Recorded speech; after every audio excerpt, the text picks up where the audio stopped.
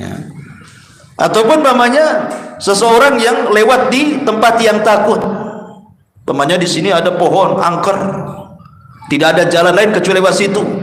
Permisi Pak pohon, boleh Pak. Pohon tidak bisa dipermisiin. Permisi itu sama orang, permisi Pak, ya katanya kan. Kalau ke pohon permisi, kata pohon ya, repot tentu kan itu. Tidak boleh. Assalamualaikum warahmatullahi wabarakatuh. Alhamdulillah wassalatu wassalamu ala Rasulillah wa ala alihi wa sahbihi wa mawalah wa la hawla wa la quwata illa billahi wa ba'du. A'udzu billahi minasyaitonir rajim. Bismillahirrahmanirrahim. Ya ayyuhalladzina amanu la taqulu ra'ina wa qul unzurna wasma'u walil kafirina adzabun alim. Wahai orang-orang yang beriman, janganlah kamu mengatakan ra'ina, tetapi katakanlah unzurna, dan dengarkanlah. Dan orang-orang kafir akan mendapatkan azab yang sangat pedih. Ayat ini adalah ayat yang semakna dengan surah An-Nisa ayat 46, di mana Allah Subhanahu wa taala berfirman, minal ladzina hadu yuharrifunal kalima am mawadhi'i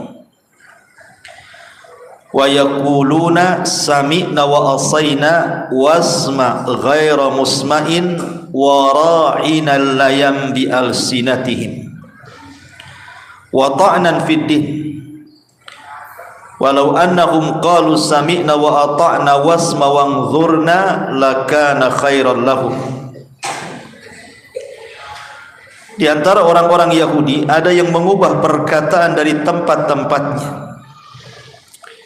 Mereka berkata, kami mendengar tetapi kami membangkang. Mereka mengatakan pula, dengarkanlah, sedangkan engkau wahai Muhammad sebenarnya tidak mendengar apapun.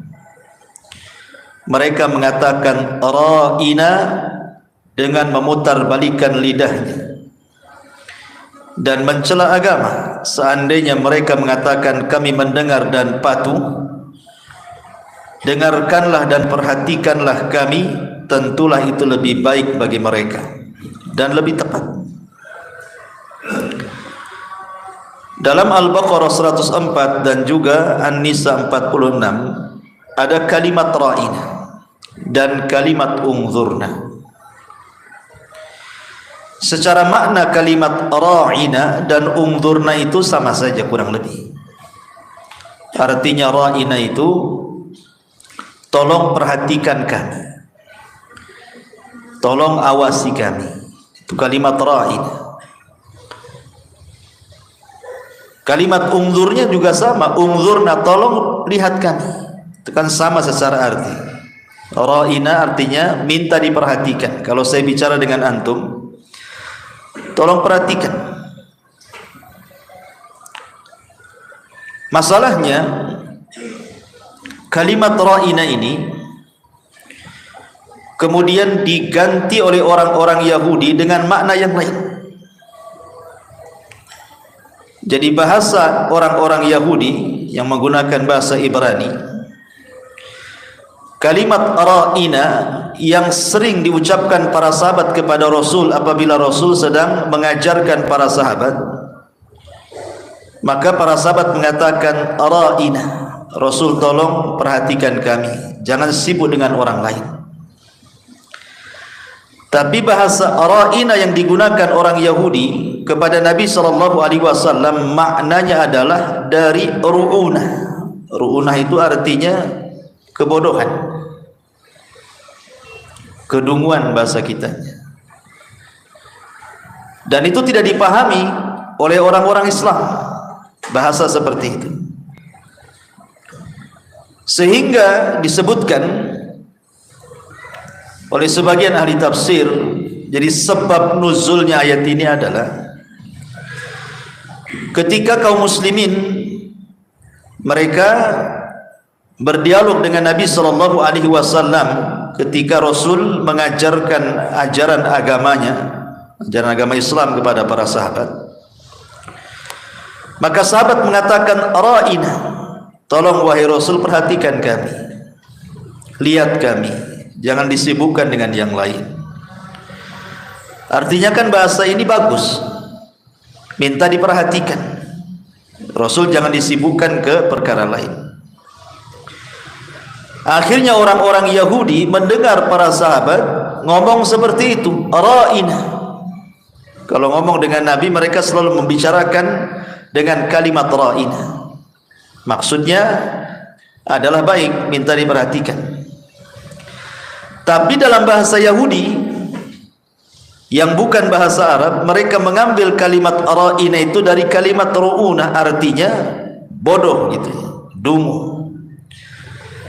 Jadi mereka kalau berjumpa dengan Nabi sallallahu alaihi wasallam, mereka mengatakan ra'ina, tetapi maksudnya orang Yahudi bukan seperti maksud para sahabat. Kalau sahabat mengucapkan kalimat ra'ina itu maksudnya baik, wahai Rasul perhatikan kami. Tapi orang Yahudi mengucapkan ra'ina kepada Rasul itu seolah-olah memanggil wahai si bodoh, si dungu. Itu maksudnya. Sehingga kemudian disebutkan ada seorang sahabat, salah satu tokoh daripada tokoh-tokoh Ansar, namanya Sa'ad ibn Ubadah atau Sa'd ibn Rabi, antara dua ini. Jadi akhirnya ngancam gitu ya, Sa'ad ini sampai mengancam kepada orang Yahudi dan mengatakan, kalau seandainya kalian mengucapkan kalimat itu lagi dan aku mendengarnya, karena sahabat tidak paham bahasa orang Yahudi. Lah kebetulan ada seorang sahabat ini paham, atau Sa'd bin Mu'adz, Sa'd bin Mu'adz ini paham dengan gaya bahasa orang Yahudi. Makanya kemudian Sa'd mengancam, kalau seandainya la in sami'tuha min ahadikum yaquluha di Rasulillah sallallahu alaihi wasallam la adribanna unuqa. Ingat orang Yahudi, kalau terlontar lagi kalimat itu dan kalian ucapkan kepada Nabi sallallahu alaihi wasallam sementara Nabi tidak paham maksud kalian seperti apa, tapi aku tahu maksud kalian itu buruk, bukan seperti sahabat yang membicarakan kalimat ra'ina maksudnya baik, aku penggal leher kalian. Dan Sa'd bin Ubadah adalah pemimpin Khazraj, takut orang Yahudi. Tiba-tiba kemudian orang-orang Yahudi mengatakan, awalastum taquluna, lah bukankah kalian juga mengucapkan kalimat itu di hadapan Rasul? Kalian juga mengatakan ra'ina, tolong perhatikan kami wahai Rasul. Tapi Sa'ad bin Ubadah mengatakan, iya, maksud para sahabat baik, tapi maksud kalian ra'ina itu artinya lain.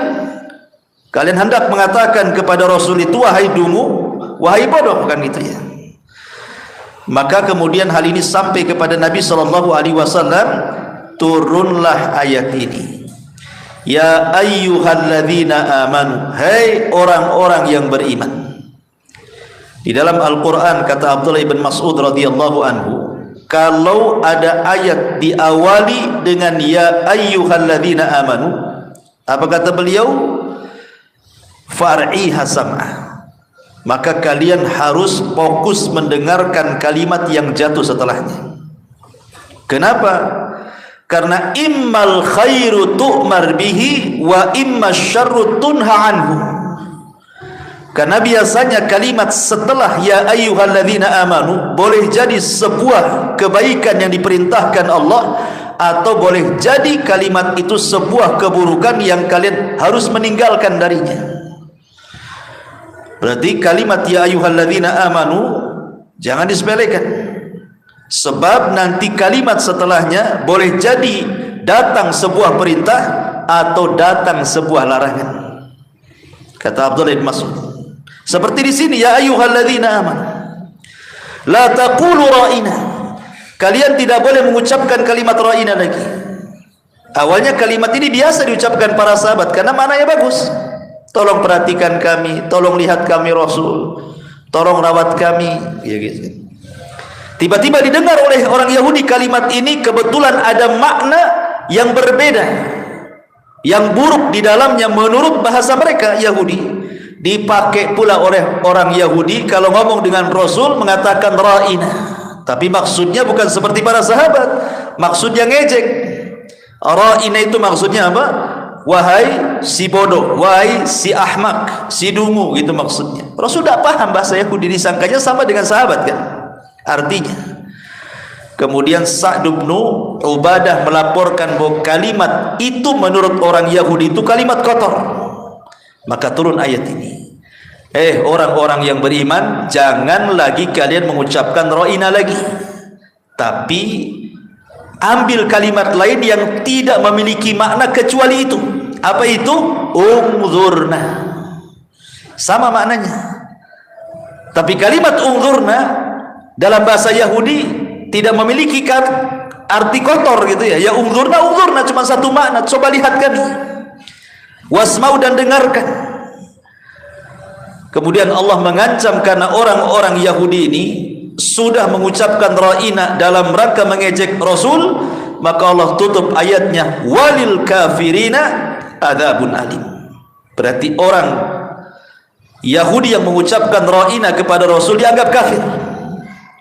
Kalimat ra'ina kalau tujuannya seperti orang Yahudi mengejek Rasul, bukan seperti makna yang dihendaki para sahabat, maka ini kalimat kekafiran karena di dalamnya mengejek Nabi SAW. Bisa dipahami enggak? Pemutar-mutar saya ngomongnya. Ma'asyiral muslimin yang dimuliakan Allah Azza wa Jalla, sebenarnya kebiasaan Yahudi ini, biasa mereka itu kadang-kadang menggunakan bahasa-bahasa samar untuk mengejek Nabi.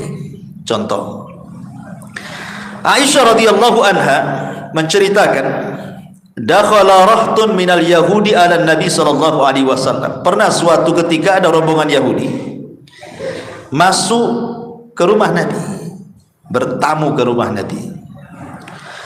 Faqalu, maka mereka ramai-ramai mengatakan assalamu alayka. Assalamu alayka, bukan assalamu alayka, tapi assalamu alayka. Fafahimtuha, maka kata Aisyah radhiyallahu anha, aku pun paham dengan bahasa itu. Kemudian Aisyah mengatakan alaikumussamu wal la'nah, kata, justru kepada kalian asam dan juga laknat, kata Aisyah. Faqala Nabi sallallahu alaihi wasallam, kemudian Rasul mengatakan kepada Aisyah, mahlan ya Aisyah, pelan-pelan ngomongnya, jangan keras, kata. Fa innallaha yuhibbur rifqa fil amri kulli, karena Allah itu senang orang yang melakukan kelembutan dalam segala hal. Faqultu, maka aku katakan, kata Aisyah, ya Rasulullah, awala tasma ma qalu, kau kan dengar apa yang mereka katakan. Kata Nabi sallallahu alaihi wasallam, faqad qultu alaikum, kan saya sudah jawab dengan sebutan wa alaikum, titik. Maksudnya gimana? Kalimat assalamu alaikum itu maknanya bagus, keselamatan bagi kalian. Tapi kalau assalamu alaikum ini maknanya kebinasaan. Sam itu diambil dari racun. Jadi assalamu alaikum itu mudah-mudahan kau mati, itu maksudnya. Kalau assalamu alaikum mudah-mudahan kau selamat, kan beda artinya tuh. Yang satu suruh mati, yang satu suruh selamat, kan gitu. Barat timur artinya. Assalamu alaikum. Maka Aisyah enggak tahan tuh kalimat itu. Aisyah mengatakan wa alaikussam wa la'nah, kalian saja yang mati dan semoga kalian dilaknat. Ditambah lagi dengan laknat sama Aisyah. Kata Rasulullah, pelan-pelan, keras sekali kau jawab, kata. Kata Aisyah, Rasul, kau dengar apa yang mereka ucapkan? Iya, saya dengar. Kan sudah saya jawab, wa alaikum. Artinya apa? Kamu saja yang mati, itu maksudnya. Rasul tidak mengatakan wa alaikumussalam. Cukup wa alaikum, kau saja yang kena sam itu, yang kena mati itu. Lihat orang Yahudi seperti ini.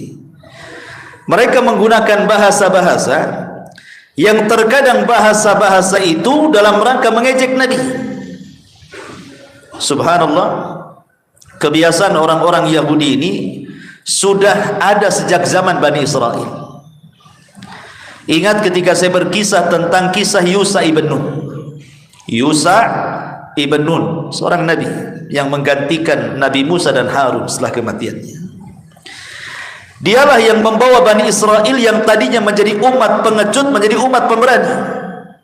Ketika 40 tahun mereka di negeri linglung tidak bisa keluar, akhirnya Musa pun wafat, Harun pun wafat, maka Bani Israel dipimpin Yusa ibn Nun berhasillah mengalahkan orang-orang Arihah, bahkan bisa masuk ke Baitul Maqdis.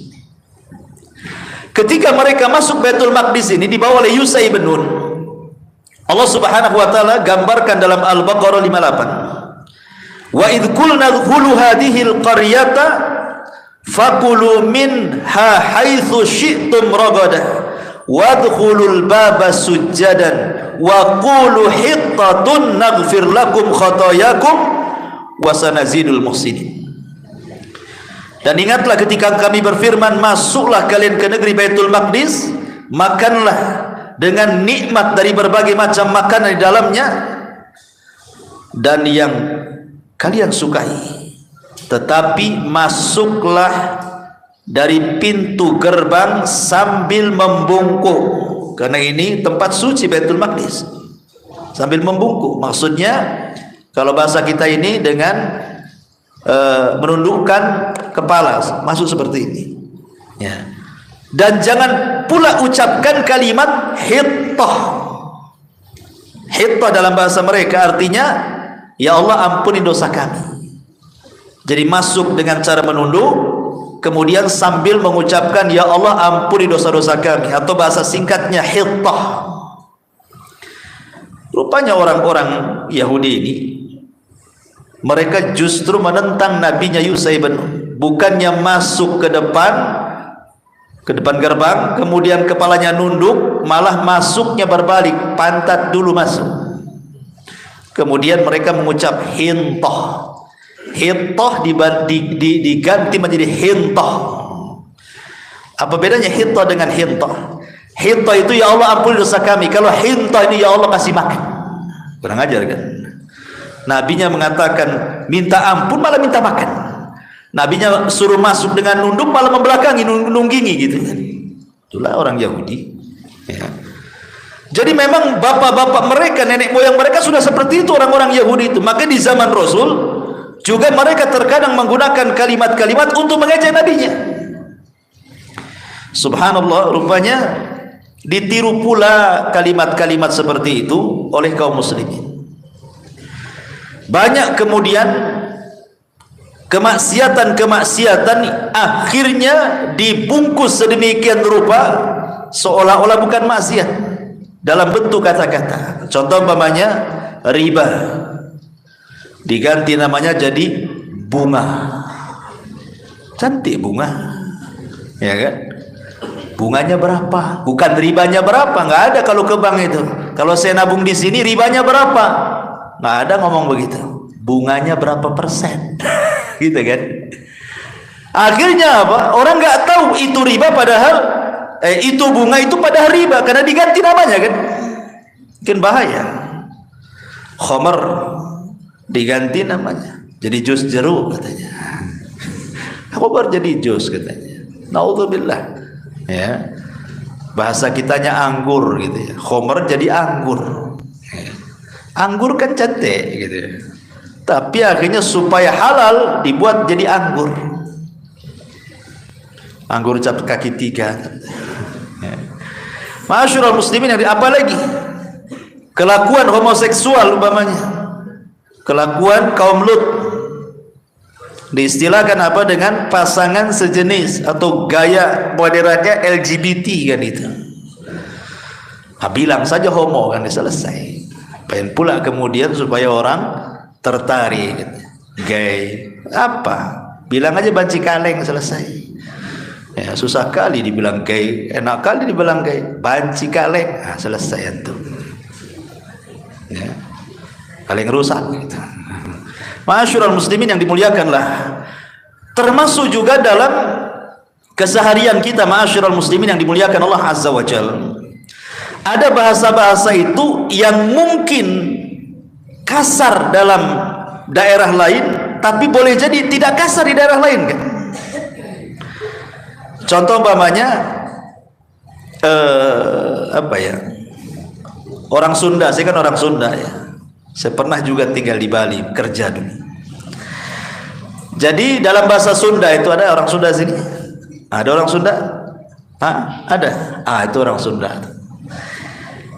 Dalam bahasa Sunda itu ada namanya cicing, cicing sia, itu kan kasar. Cicing sia itu artinya diam kau, itu bahasa kitanya, gitu ya. Bahasa Sundanya cicing, bahasa Balinya anjing. Jadi kalau kita katakan di Bali cicing sia artinya anjing kau gitu. Paham nggak?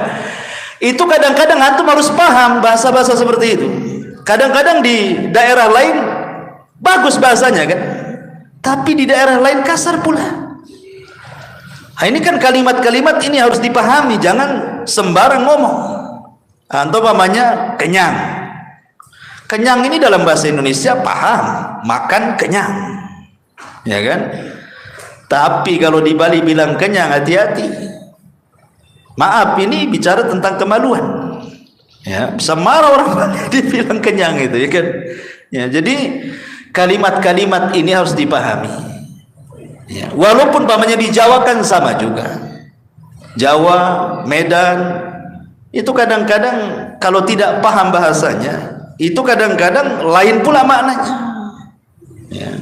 Kan ada iklan dulu itu, ada orang jual es, gimana iklannya itu? Beli 1 gelas, kata orang Jawa, sampun telas. Iya 1 gelas katanya kan. Dikiranya sampun telas 1 gelas, sampun telas habis lah, iya kan? Kadang-kadang kan tidak ketemu tuh bahasa. Sampun telas dibilang segelas.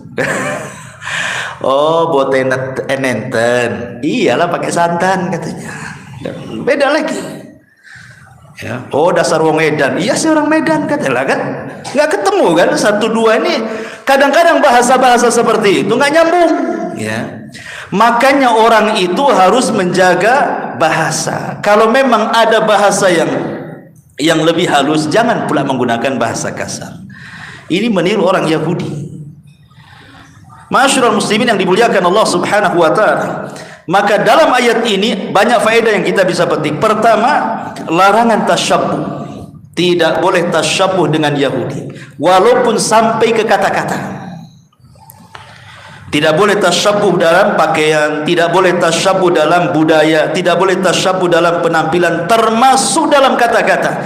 Makanya ketika orang Yahudi mengatakan ra'ina, sahabat juga mengatakan ra'ina. Ini mirip nih, sama-sama mengatakan ra'ina, tapi maksudnya para sahabat ra'ina itu bagus, tapi maksudnya Yahudi tidak bagus. Maka diturunkan ayat, jangan kalian mengucapkan ra'ina lagi. Jadi ketahuan kalau Yahudi mengucapkan ra'ina, hanya dia saja, berarti mengejek Nabi. Ini tidak boleh tasyabbuh sampai ke kata-kata. Nah, karena sekarang ini kata-kata kadang-kadang tidak paham kan, banyak kata-kata kita tidak paham tuh anak-anak muda sekarang itu. Ya, meniru-niru orang-orang kafir. Kemudian yang kedua, tidak boleh mengejek orang lain walaupun lewat sindiran. Nggak boleh. Nggak boleh, kan banyak itu ngejek orang lain itu dengan sindiran. Kemudian yang ketiga, terkadang perkara mubah itu bisa jadi haram. Kalimat ra'ina ini boleh-boleh saja asalnya kan, tapi ketika ada makna yang jelek yang diucapkan Yahudi, tidak boleh diucapkan lagi, jadi haram, tidak boleh. Ya, umpamanya dalam bahasa kita orang Jawa bilang kalimat deso. Deso itu apa? Kayak orang desa. ya kan? Deso ya. Kalimat deso ini bisa dua makna, bisa baik, bisa tidak baik. Kalau maksudnya deso itu ya saya orang desa, iyalah saya dari desa, kan bagus kan? Oh tapi kalau antum nadanya dasar wong deso, kan nggak bagus. Maksudnya saya ini orang kota tapi perilakunya orang desa kan? Nah itu namanya nyindir namanya kan? Nggak boleh itu. Kadang satu kalimat ini tergantung intonasi itu. Nah makanya antum harus paham bahwa ada perkara-perkara itu tadinya mubah jadi haram karena konotasi ataupun mungkin intonasi yang merubah makna. Kemudian juga seperti tadi saya katakan, terkadang ada satu bahasa itu mungkin di daerah lain baik tapi di daerah lain tidak baik, maka cukuplah diucapkan di daerahnya saja, jangan diucapkan di daerah lain. Kadang-kadang bahasa kamu dengan kau saja itu sudah kasar. Orang Medan biasa, kau mau kemana? Kalau di Jawa Barat sana dibilang kau, itu udah kasar. Kamu, nah itu baru lembut kan itu ya. Kadang-kadang tidak cocok tuh. Mungkin daerah lain biasa-biasa saja, tapi daerah lain itu bisa jadi kasar. Makanya hati-hati. Nah ini orang Yahudi kadang-kadang seperti itu ya. Kemudian juga tidak boleh mentertawakan. Kalau ada orang ngejek tidak boleh mentertawakan, karena kan asbab nuzulnya ini. Jadi kalau ada rombongan Yahudi kemudian ngomong di depan Rasul, ya Rasulullah, ya Muhammad ra'ina, katanya, ketawa semuanya karena mereka tahu maknanya. Sementara orang Muslim kan berbeda maknanya, sehingga yang dipahami orang Islam ya maksudnya seperti mereka, tapi orang Yahudi malah tertawa kawannya mengatakan seperti itu karena paham itu kalimat ejekan. Tidak boleh kalau orang ejek orang antum pula mentertawakan, haram, tidak boleh. Antum ta'awun 'alal itsmi wal udwan, tolong menolong di atas perbuatan dosa dan kejahatan. Termasuk juga adalah kalimat-kalimat yang sifatnya istihza, mengejek Nabi SAW, itu bisa taraf kekufuran. Ikhwan, di masyarakat ini ada dosa-dosa lisan yang terkadang masuk kepada kekufuran, bisa keluar orang dari Islam. Ada juga masuk kepada kesyirikan, ada juga masuk ke dosa besar. Saya contohkan 6 ya. Yang kekufuran seperti umpamanya orang membenci syariat, mengatakan buat apa sih sholat ini, buat capek saja, ngapain haji buang-buang duit, ngapain pakai jilbab, buat panas saja, katanya. Ini kalimat kufur, membenci syariat namanya kan. Tidak boleh mengatakan buat apa Allah mensyariatkan sholat, buat apa Allah mensyariatkan puasa, buat haus saja. Ini kufur. Orang bisa keluar dari Islam karena dia membenci syariat. Dzalika bi annahum karihu ma anzalallah fa ahbata a'maluhum. Allah mengatakan karena yang demikian itu mereka sudah membenci apa yang Allah turunkan, Allah batalkan amalannya. Hati-hati satu. Yang kedua, contoh yang lain, menghalalkan yang haram atau mengharamkan yang halal. Ayo mabuk yuk. Saya nggak pernah mabuk, tapi kalau kamu ingin mabuk ya silahkan, nggak apa-apa ya. Kalimat nggak apa-apa mabuk ini namanya menghalalkan yang haram. Harusnya ngomong janganlah itu haram, kan begitu. Kalau walaupun antum tidak mabuk, tetap antum bisa kufur. Kenapa? Karena menghalalkan khamr. Kalau saya tidak mabuk, afwan, kalau engkau ingin mabuk silahkan, boleh-boleh saja. Ini kalimat kufur karena menghalalkan yang haram ya. Atau contoh lain, mengatakan soal hurriyatuddin, agama ini bebas milih agama. Sekarang banyak ya bersumber dari orang-orang liberal mengatakan bahwa kita ini bebas milih agama, jangan dipaksa ya. Biarkan saja orang mau masuk Islam, mau masuk Hindu, Nasrani, biarkan saja, sibuk kali kalian. Kalimat seperti ini nggak boleh. Nggak boleh kalimat seperti, kan umum kalimat ini. Nggak apa-apa, biarkan saja mereka masuk ini agama ini. Tidak, Islam itu satu-satunya agama yang hak. Inna dina indallahil Islam. Wa man yabtaghi ghairil islami dinan falan yuqbala minhu wa huwa fil akhirati minal khasirin. Agama satu-satunya yang diridhoi Allah Islam. Siapa yang mencari agama selain daripada Islam, tidak diterima, rugi dia. Jelas Quran mengatakan, tidak ada kebebasan mencari agama. Tidak ada. Agama satu-satunya Islam.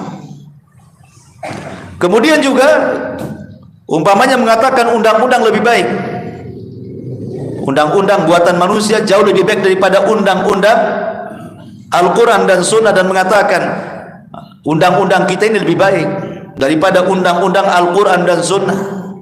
Coba kalau diterapkan undang-undang Quran Sunnah, yang maling potong tangan, yang zina yang sudah meninggal, yang sudah menikah dirajam sampai mati, sadis sekali itu. Masih bagus undang-undang kita katanya. Tidak boleh ngomong begitu. Kita katakan undang-undang Al-Quran lebih baik.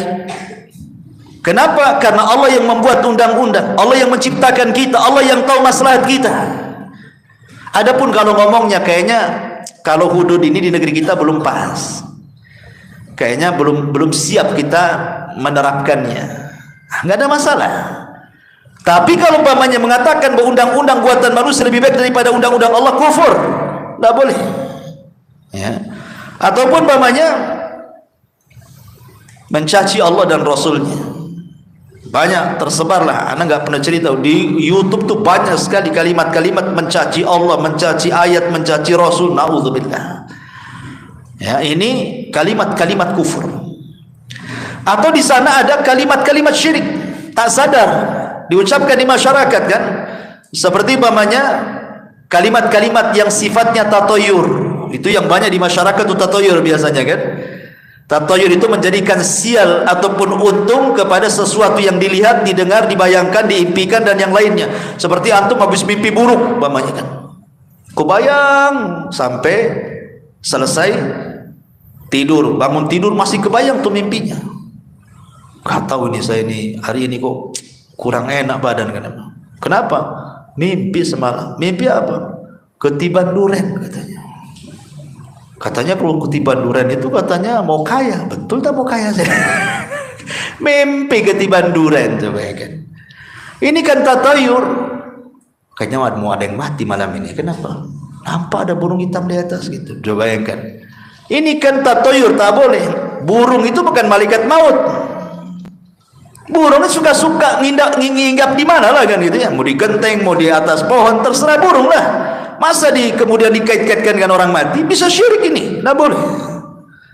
Ya. Ataupun namanya seseorang yang lewat di tempat yang takut. Namanya di sini ada pohon angker, tidak ada jalan lain kecuali lewat situ. Permisi Pak pohon, boleh Pak. Pohon tidak bisa dipermisiin. Permisi itu sama orang, permisi Pak, ya katanya kan. Kalau ke pohon permisi, kata pohon ya. Repot tentu kan itu. Tidak boleh. Karena Nabi SAW mengatakan jangan mengatakan seperti orang jahiliyah, mengatakan permisi wahai pemilik atau penunggu lembah ini, jangan ganggu saya katanya. Maka Rasul mengatakan idza nazala manzilan falyaqul a'udzu bikalimatillahi tammati min syarri ma khalaq lam yadurruhu syai'un hatta yartahil minhu, kata Rasul.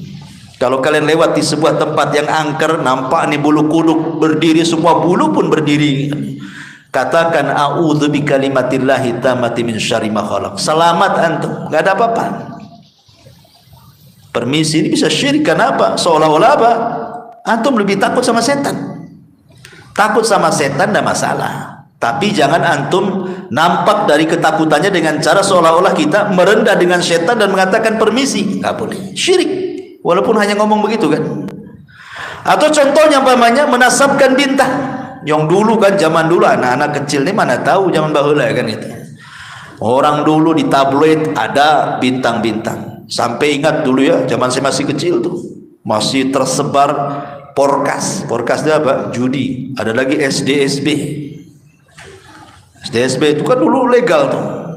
Anak-anak sekolah aja pasang nomor, cari nomor buntut. Ya. Itu hari-hari orang itu baca buku ramalan tuh. Ramalan bintang-bintang itu untuk nyari nomor buntut. Yang lebih parahnya orang gila ditanya, nomor berapa? Orang gila ditanya, ikut gila lah dia.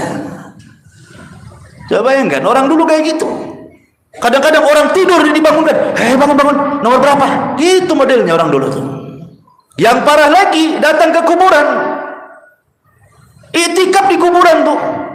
Nanti nampak, nomor sekian tuh. Minta sama kuburan nomor tuh. Sampai ada truk tabrakan, ditengok nomornya. Ini mungkin ini nomornya besok nih keluar. Itu orang dulu kayak gitu tuh. Masyaallah muslimin yang dimuliakan Allah Azza wa Jalla. Jadi dunia perbintangan ini kan banyak. Zaman dulu kalau umpamanya sial nih, orang ini sial hidupnya, usahanya gulung tikar, jodohnya si gagal terus, gak laku-laku, jadi bujang lapo kan itu kan. Ditanya itu bukan tanya apa, tanya kok ini lahirnya bulan apa, tahun berapa, tanggal berapa. Saya lahir tanggal ini, hari ini, bulan, tahun. Iyalah, bintangmu gambar kambing katanya. Nggak laku kamu.